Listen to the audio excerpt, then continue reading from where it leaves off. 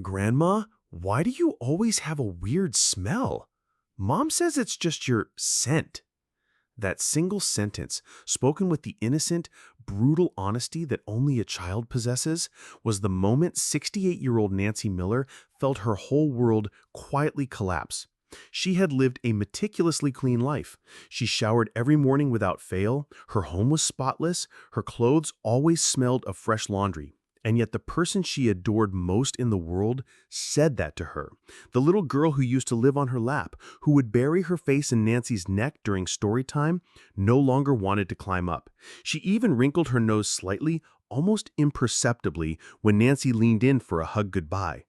That night, after the house was quiet, Nancy pulled the thick floral blanket over her head, and in the silent darkness, she cried for a long, long time. Hello. My name is Dr. Henry Thompson. I'm a 77-year-old geriatric specialist, and for the last 50 years, I have had the distinct privilege of caring for over 10,000 seniors, many of whom, just like Nancy, have shared their deepest, most secret fears with me. Today, I'm going to share a shocking truth with you, a truth that is so sensitive, so personal, that it's possible no one in your life has ever had the courage to say it directly to your face. Have you ever experienced this? You get on a public bus and the seat next to you, for some reason, remains conspicuously empty, even as others stand? Your grandchild, who used to be your little shadow, now seems to prefer playing on the far side of the room. Your daughter-in-law, with a forced, polite smile, seems to be constantly opening a window to air things out whenever you visit. It's the unspoken fear, the quiet, invisible wall that can build up between you and the ones you love, the old age smell. You have almost certainly asked yourself in a quiet moment, do I have it? Let me be honest with you, with the directness and compassion you deserve. After examining thousands of patients from every walk of life, I have found that the answer for nearly everyone over the age of 60 is yes, to some degree. It is a natural biological process. But here is the most heartbreaking part of this truth. 99% of people do not notice it on themselves. Our senses adapt to our own familiar scent. But those around us, our children, our friends, our grandchildren, they can sense a distinct, sometimes unpleasant odor. And sadder still, because they love you, because the last thing in the world they want to do is hurt your feelings, they will likely never, ever mention it. And so, you are left in the dark, feeling a growing, confusing distance and not knowing why. You are not alone in this pain. I think of George Carter, a proud 72-year-old man, a retired military officer who prided himself on discipline and cleanliness. He bathed daily, lived spotlessly. One afternoon, his son brought some college friends home, and from his study, George overheard one of them whisper, "Man, that old guy's smell is strong in here." George told me he felt like he'd been physically struck, devastated. From that day forward, whenever his family visited, he would often stay in his room, making excuses about needing to rest or having work to do. Too ashamed to join them. If you are still listening to me right now, a quiet suspicion may be growing in your mind. Is this about me too? I want you to take that feeling of fear and suspicion, and I want you to transform it. Because that feeling doesn't have to be a source of shame. It can be your call to action. Please, I implore you, do not feel defeated. Watch this entire video, and I promise you, on my professional reputation, I will give you the solution. This is not your fault. Let me repeat that. This is not your fault. Science proves that as we age, our very body chemistry changes. It is a natural process. But, and this is the most important part, it is not a life sentence. You do not have to endure this isolation. I am going to share the key secrets I have uncovered after a lifetime of research and successfully treating my patients. Amazingly, I have found that by simply spending 3 extra dedicated minutes in the shower focusing on 2 specific types of spots, you can eliminate up to 90% of this specific odor. This is the exact method that worked for thousands of my patients, helping them not only to feel better about themselves, but to rebuild their confidence and restore the warmth and physical closeness in their family bonds. If you are ready to face this sensitive problem head-on and finally find a real, lasting solution, I invite you to go to the comments right now and write one powerful word: ready. It is a declaration to yourself and to this community that you are ready for a change. Let us begin this journey together. The science, why this happens, and why perfume fails. Before we can effectively treat a problem, we must first understand it. It is critical to grasp the root cause. Many people mistakenly believe the smell comes from simply bathing less as they get older. Others, in a desperate attempt to fix the problem, make a crucial mistake. They try to mask it. I think of my patient, Frank Wilson, an 88-year-old gentleman, dapper and proud. He told me, his voice filled with pain, "Dr. Henry, I buy pricey cologne from the department store. I use it every day, but my son still won't stand my room for more than 5 minutes before he flings the window wide open, even in winter. You know how much that hurts?" I had to be direct and compassionate with him. "Frank," I said gently, "I understand why you do that, but the cologne is actually making the problem worse. It doesn't fix the root issue, it just layers a new, artificial scent over the old one. It's like spraying a cheap air freshener in a bathroom that needs to be scrubbed clean. The two smells mix into something even more unpleasant. This is the cycle so many seniors get trapped in. They sense something is off, they douse themselves in perfumes or strong deodorants. It doesn't work. It just creates a more cloying, unbearable mixture. And so the windows get opened more frequently, and the feelings of hurt and isolation deepen." To break this cycle, you need to understand the real scientific reasons for the change in odor. There are 3 major biological shifts that occur in our bodies as we age. Change number 1, your sweat composition changes. When we're young, we tend to sweat more, and that sweat acts as a natural cleaning system for our skin. It flushes out toxins and metabolic waste products. As we pass the age of 60, our sweat production can drop by more than half. Now, you might logically think, less sweat, less smell, right? But the opposite is true.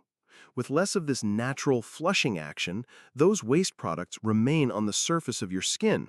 They don't just sit there.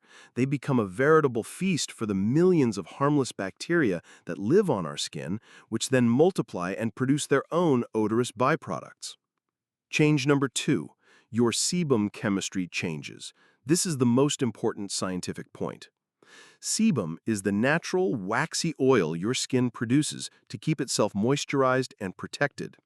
In our youth, it's composed of different fatty acids. But as we age, the chemical makeup of our sebum changes. Specifically, certain omega-7 unsaturated fatty acids become much more prevalent. When these specific fatty acids are exposed to oxygen in the air, a chemical reaction occurs: oxidation. This process creates a unique chemical compound called 2-nonenal. Nonenal is the scientifically identified culprit behind that distinct, greasy, grassy, or waxy scent that is often described as the old person's smell. My own research, confirmed by landmark studies from Japan, shows that nonenal is virtually absent in the sebum of young people. Its production begins to ramp up after the age of 50 and typically peaks around age 70. This compound is oily and not water-soluble, which is why it can be so stubborn, and why a quick rinse in the shower doesn't remove it. Change number 3, your mouth environment. As we get older, saliva production can also decrease by as much as 50%. Saliva is your mouth's unsung hero. It's not just water. It's a complex fluid that contains enzymes that begin digestion and, crucially, it acts as a constant rinsing agent, clearing away food particles and controlling the populations of bacteria in your mouth. Less saliva leads to a condition known as dry mouth, which allows odor-causing bacteria to multiply unchecked, leading to persistent bad breath. Linda Harris, a 69-year-old patient, told me, her voice soft with embarrassment, "My mouth feels so dry all the time. I can smell my own breath when I talk. I'm so shy around my grandkids now. I have to stand back when I speak to them." So, you can see the problem. You can shower daily, use mouthwash, and wear cologne, but the smell can linger because you're fighting deep-seated biological changes. But now that you understand the enemy, oxidized oils, bacteria buildup, and dry mouth, we can finally defeat it. The solution is a holistic system. It is not one magic bullet, but a series of simple, interconnected habits that support each other. We will build this system in 3 essential layers: the foundation, the core method, and the environment. Layer 1. The foundation. Rebuilding your body's internal balance. Before we even step foot into the shower, we must begin our work from the inside out. You cannot scrub away a problem that is also being generated internally. 1. The sacred water habit. Water is your body's most powerful and most overlooked internal cleanser. It flushes out metabolic waste and toxins through your urine, which reduces the burden on your skin to expel them through sweat. The most critical habit I give to every single one of my patients is this: 1 full glass of water first thing in the morning, before coffee, before tea, before anything else. This simple act kickstarts your metabolism, rehydrates your organs after a long night, and begins the crucial flushing process for the day. Margaret Adams, a lovely 72-year-old woman, told me, "Dr. Henry, at first, that morning glass of water was tough to get down. But after a month, I got used to it. Now I miss it if I don't have it. My skin feels better, I have more energy, and just last week my granddaughter buried her face in my sweater and said I smelled nice like flowers. I almost cried." Your goal should be at least 6 to 8 glasses throughout the day. If you struggle, set timers on your phone. The habit will stick. 2. The sunlight and gentle movement habit. Please hear me clearly. I am not asking you to run a marathon or lift heavy weights. But your body was designed to move. I recommend just 20 minutes of a gentle, slow walk, preferably in the morning or late afternoon sun. The sunlight itself is a natural bactericide, helping to kill some of the odor-causing bacteria on your skin. More importantly, a gentle walk produces just enough light sweat to engage your body's natural cleansing process. Fred Taylor, a patient with bad knees, told me, "My legs hurt at first. I couldn't walk for long. I started with just 10 minutes, like you said, Doc. Now I can manage 20, just a slow stroll. A little huffing and puffing is enough." 3. The antioxidant-rich diet. Remember our main enemy, nonenal? It is created by a process called oxidation. The direct antidote to oxidation is, logically, antioxidants. It is that simple. You can literally fight the smell from the inside by eating foods that fight the aging process itself. Tomatoes, apples, strawberries, and blueberries, these are antioxidant powerhouses. They are rich in vitamins and polyphenols that combat oxidative stress throughout your body. Paul King, a 79-year-old man who was very concerned about this issue, followed my simple advice to eat 1 red apple and 1 ripe tomato every single day. 2 months later, he came to my office beaming. My granddaughter says I don't smell like outside anymore. It's like magic, Doc. Garlic and onions. While they have their own initial temporary aroma, their powerful sulfur compounds, like allicin in garlic, are incredibly potent antioxidants and bacterial agents that help reduce the body's overall inflammatory and bacterial load long term. Fiber is your friend. This is crucial. Constipation can significantly worsen body odor. When waste sits stagnant in your colon, toxins can be reabsorbed back into your bloodstream and are then expelled through your skin and breath. Eating fiber-rich foods like brown rice, whole grains, beans, and plenty of fruits and vegetables keeps your digestive system moving efficiently. Layer 2, the core method. The 3-minute shower secret. This is the most direct and impactful part of the entire system. A daily shower is non-negotiable, but it's how you shower that makes all the difference.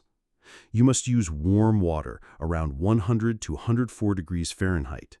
Water that is scalding hot is your enemy. It strips your skin of its protective lipid barrier, paradoxically causing it to produce even more oil later, which can worsen the problem. The secret I have shared with thousands of my patients, the one that produces the most dramatic results, is this. 90% of that stubborn, oily, non-anol-related smell concentrates in 3 specific types of locations on your body that most people either miss entirely or just skim over with a quick swipe of soap. I want you to dedicate 1 extra mindful minute of your shower to each of these 3 zones. Zone 1 is the skin folds. These are all the areas on your body where skin touches skin. They are warm, they trap sweat and oil, and they are dark. This makes them perfect 5-star hotels for bacteria to check in and multiply. You must gently but thoroughly clean them every single day. This includes the back of your neck and, most importantly, behind your ears. This is the most overlooked spot and a major source of sebum buildup. Your armpits, under the breasts for women, the navel, the entire groin area, behind your knees and in the crooks of your elbows. Use a soft washcloth and a mild, unscented soap. Lather it up and gently but deliberately wash these folded areas. Susan Brooks, a delightful 66-year-old patient, told me, "Dr. Henry, it's wild. I've showered my whole life, but never thought to properly scrub behind my ears or really get into my armpits the way you described. After 1 week, the smell on my nightgown was gone. Gone! My grandkid hugs me tightly now, and he doesn't pull away." Zone 2, the hairy spots. Hair, whether it's on your scalp, chest, or armpits, is like a wick. It is incredibly effective at trapping sweat and the waxy sebum that causes odor. The scalp. This is a major source of non-anol production. When you shampoo, do not just wash your hair. You must vigorously massage your scalp with your fingertips for a full minute. This physical action is crucial to break up the stubborn, oily sebum buildup at the base of the hair follicles. Armpits, chest, and groin. For any areas with body hair, you must make sure you are lathering up thoroughly with soap and working it down to the skin, then rinsing completely. Zone 3, the sweaty spots. These are the areas with the highest concentration of sweat glands, which, as we learned, expel waste products that feed bacteria. The feet. Your feet are encased in shoes all day, creating a dark, warm, moist bacterial paradise. The odor from your feet can permeate your socks, your shoes, and the very air in your room. You must wash your feet daily, paying special attention to using a washcloth to scrub between each individual toe. After washing, you must dry between each toe completely before putting on socks. The palms of your hands and your back. The back is tricky to reach, so using a long-handled brush or a washcloth is essential. Back sweat soaks into shirts and chairs, causing a persistent odor. By focusing your attention on these 3 specific zones, you are no longer just washing your body. You are strategically targeting the primary sources of the odor at its root. Layer 3. The environment. Reclaiming your personal space. You can emerge from the shower as clean as a whistle, but if you then put on a shirt that holds on to old odors or get into a bed with smelly sheets, all your hard work is undone in an instant. You must treat your environment with the same care. Your clothing and underwear. Sweat and sebum don't just rinse away. They soak into fabric. You must adopt a strict policy. Wear clothing once, then wash it. This is especially true for underwear and shirts. Choose natural, breathable fabrics like cotton, which allow moisture to evaporate. Synthetic fabrics like polyester trap moisture against your skin. And whenever possible, dry your laundry in the sun. The ultraviolet rays from sunlight are a powerful natural sterilizer that kills bacteria and neutralizes odors in a way that no fabric softener can. Your bedding. You spend roughly 8 hours a day in bed. Every night, you are shedding millions of skin cells and sweating, depositing oils onto your sheets, and most importantly, your pillowcase. This becomes a breeding ground for bacteria and a reservoir for nonanol. You must wash your bedding weekly, in warm or hot water. Linda Parker, 75, told me, "I used to wash my sheets whenever I got around to it, maybe once a month. The doctor said weekly. It felt like a real hassle at first, but now it's just part of my routine, and I can't believe the difference. My whole bedroom doesn't have that musty odor anymore." Also, consider replacing old pillows every year or 2. Your shoes and socks. Foot odor can permeate your entire home. Never wear the same pair of shoes 2 days in a row. You must give them a full 24 hours to air out and dry completely. Rotate between at least 2 or 3 different pairs. And always wear clean, cotton socks changed daily. Air out your rooms. Stale, stagnant air traps odors. You must become a person who loves fresh air. Open your windows wide for at least 10 minutes twice a day, once in the morning as you get ready and once before bed, to create cross-ventilation that physically removes the old air and brings in the new. Your path to confidence and connection starts now. There it is, the complete holistic system. As you can see, it is not about one magic pill or expensive product. It is about a series of small, interconnected daily acts of care and mindfulness that work together to restore your body's natural balance and your personal environment. Ditching this smell is about so much more than just odor. It is about regaining your confidence. It is about breaking down that invisible wall between you and the people you love. It is about never again having to see your grandchild hesitate before giving you a warm, spontaneous hug. Margaret Adams, the same woman who started with a simple glass of water, told me after 6 months on this complete plan, her eyes shining, "My grandson sits on my lap for TV now. He buries his head in my shoulder. He hugs and kisses me when he leaves. Dr. Henry, thank you for giving me back this simple, profound joy." You can feel that joy too. It all starts with the decision to begin today. I hope this detailed guide has been eye-opening and, more importantly, empowering for you. So I ask you now, what is the one thing you are going to start doing differently beginning today? Is it the morning glass of water? Is it the commitment to the 3-minute shower secret? Or perhaps the simple act of washing your bedding more frequently? Whatever it is, Please go to the comments below and share your commitment. Your story could be the spark that inspires someone else to start their own journey. And please take a moment to read what others have written and give a like to support them in their decision. If this video has helped you, please do me a small favor and hit the like button, subscribe to the channel for more life-changing advice, and share this video with anyone else in your life who you think might need to hear this important message. Thank you for your time and your trust. I'll be here to guide you on this journey. See you in the next one.